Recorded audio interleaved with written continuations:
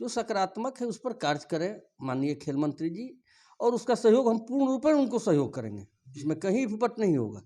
एक अच्छा कार्य सरकार कर रही थी, लेकिन अब ये जो सरकार पलटी मारी है, माननीय नीतीश कुमार जी जो पलटी मार गए, अब उनकी सरकार इस पर क्या कर पा रही है, नहीं कर पा रही है, हम लोग बीच बीच में उनको जगाने का भी कार्य करेंगे। ऐसा नहीं है कि बताएंगे कि खिलाड़ियों के हित के लिए ये कार्य कीजिए, लेकिन निश्चित रूप से खिलाड़ियों के लिए खेलने के लिए मैदान का अभाव है, ये मैं मानता हूँ। बिहार में अभाव है, लेकिन मैं एक आप में अगर टैलेंट है तो खेलें, निश्चित रूप से आज नहीं तो कल आपको सफलता मिलेगी। आप देखिए बिहार का ही शान है, अभी 2020 में भी स्थान पक्का कर लिया, वनडे में भी स्थान पक्का कर लिया। बिहार के मुकेश भी हैं जो इस बार आईपीएल से जो आईपीएल में बिके हैं। मुकेश का मैं इंटरव्यू देखा, हम मैंने आंख से आंसू आ गया कि बेचारा पैसा से अपनी माँ का इलाज कराएगा।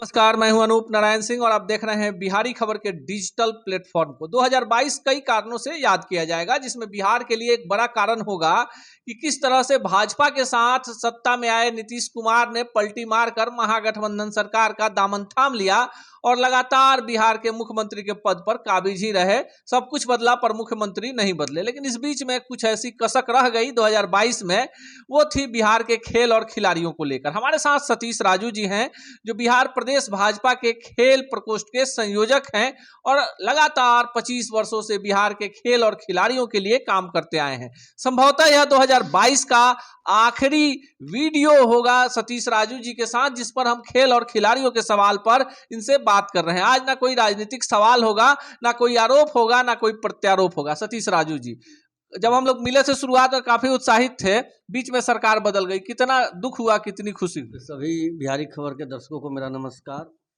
देखिए, सरकार बदलने से तो निश्चित रूप से दुख हुआ है और खिलाड़ियों में भी निराशा हुई है, क्योंकि जब हम लोग सरकार के साथ थे तो खिलाड़ियों में भी एक आशा जगी थी कि अच्छे लोग हैं सरकार में, अच्छा काम करेंगे। आज भी कुछ खिलाड़ी संघ के लोग आकर के हमसे मिले, नियुक्ति को लेकर के सरकार का जो मापदंड रवैया चल रहा है वो उदासीनता का एकदम मेरे सामने दिखाई पड़ रहा है। हमने आज खेल मंत्री जी से बात करने का प्रयास किया, लेकिन वो अपने क्षेत्र में है, लेकिन परसों का समय मिला है, हम अपने संघ के अधिकारियों के साथ उनसे जाएंगे मिलने के लिए। जो सकारात्मक है उस पर कार्य करें माननीय खेल मंत्री जी, और उसका सहयोग हम पूर्ण रूप में उनको सहयोग करेंगे, इसमें कहीं विपट नहीं होगा। जब आप और नीतीश जी, यानी आपकी पार्टी और नीतीश जी की सरकार थी, यहाँ पर खेल विश्वविद्यालय बनाने की बात हुई, खेल नीति बनी, बहुत सारी बातें हो रही थी और आपका उसमें अहम योगदान था, क्योंकि लंबी एक चिर प्रतीक्षित मांग थी कि बिहार में खिलाड़ियों के लिए खेल विश्वविद्यालय हो, ग्रामीण खेलों को बढ़ावा दिया जाए। और जिस तरह से आप अपने प्रकोष्ठ के माध्यम से कई ग्रामीण खेलों को आगे लेकर आए थे, और आप ही के कार्यक्रम में उस समय के मौजूदा खेल मंत्री ने घोषणा भी की थी कि हम इस पर गंभीरतापूर्वक विचार करेंगे और 2023 में असर दिखेगा। सरकार भी बदल गई, मंत्रालय भी बदल गया। सतीश राजू जी, ये राजनीति कितनी घातक है? देखिए, खेल विश्वविद्यालय बनने से निश्चित रूप से खिलाड़ियों में खुशी का लहर था, एक अच्छा कार्य सरकार कर रही थी, लेकिन अब ये जो सरकार पलटी मारी है, माननीय नीतीश कुमार जी जो पलटी मार गए, अब उनकी सरकार इस पर क्या कर पा रही है, नहीं कर पा रही है, हम लोग बीच बीच में उनको जगाने का भी कार्य करेंगे। ऐसा नहीं है कि बताएंगे कि खिलाड़ियों के हित के लिए ये कार्य कीजिए, लेकिन अब उस सरकार क्या करे, हम लोग भी वेट एंड वॉच की स्थिति में है। जो अच्छा लगेगा वो सरकार करे या नहीं करेगी। तो एक बड़ा सवाल, अभी हाल में आप करवा रहे थे अटल बिहारी वाजपेयी की स्मृति में पटना में महिला क्रिकेट खेल का जो ग्राउंड है। देखिए, ये सवाल हम लगातार आपसे इसलिए पूछते हैं कि आप जागरूक हैं और आपके द्वारा दिया गया जवाब कहीं ना कहीं उन हुक्मरानों के कानों तक जरूर जाता होगा जो इसके लिए जिम्मेवार हैं। अब आप बताइए, जिस समय आप रणधीर वर्मा फाउंडेशन के तहत आज से 20 साल पहले क्रिकेट कराते थे, आपके पास 8 ग्राउंड हुआ करता था। अब पटना में मात्र 2 से 3 ग्राउंड है, वो भी ऊर्जा स्टेडियम काफी महंगा है, जीएससी की स्थिति ठीक नहीं है, और मैनुल हक स्टेडियम जो है वो बंद है। नहीं, आपके बात से मैं सहमत हूँ अनूप जी। खेल के मैदान का अभाव है, पटना में ही नहीं पूरे बिहार में अभाव है। हमारी सरकार, जब हम सरकार में थे तो हम लोगों ने अपने खेल मंत्री जी, हमारे नगर विकास मंत्री जी ने पूरे प्रखंड स्तर पर जगहों का चिन्हित किया गया था कि वहाँ खेल का मैदान दिया जाएगा।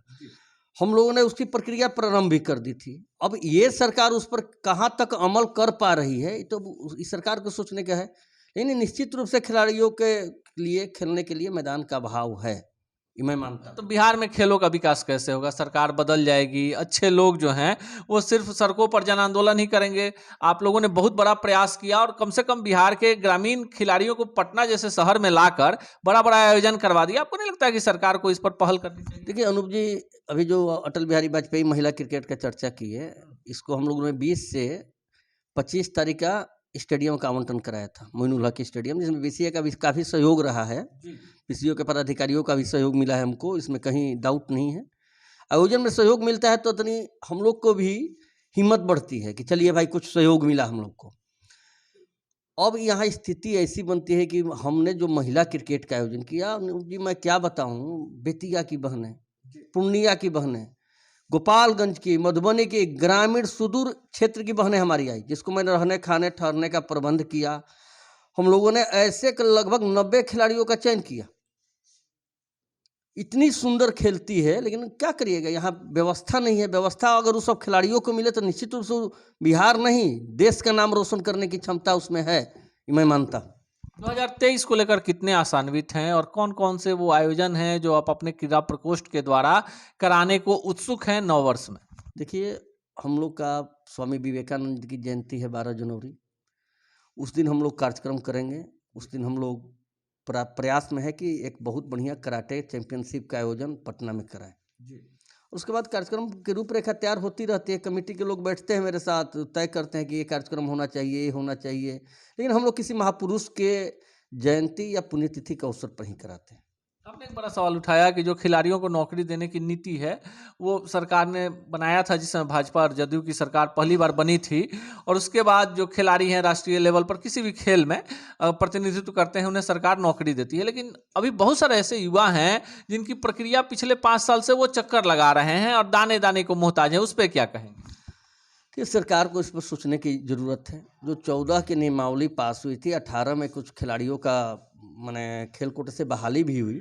विगत भी 2-4 दिन पहले भी कुछ खेल संघ के कुछ खिलाड़ियों का बहाल किया गया है। लेकिन एक ऐसा मापदंड सरकार तय करे जो हमारे बिहार का नाम रोशन किए हैं खिलाड़ी, किसी गेम से हो, उसको सीधे नियुक्ति दें, ये मैं सरकार से मांग करता हूँ। और सरकार से ये भी मैं मांग करता हूँ कि आप 14 वाला नियमावली देख लीजिए, जो 258 पद सृजित किया गया था, उसमें मात्र अभी तक हमको लगता है कि 90-91 खिलाड़ियों की बहाली हुई है।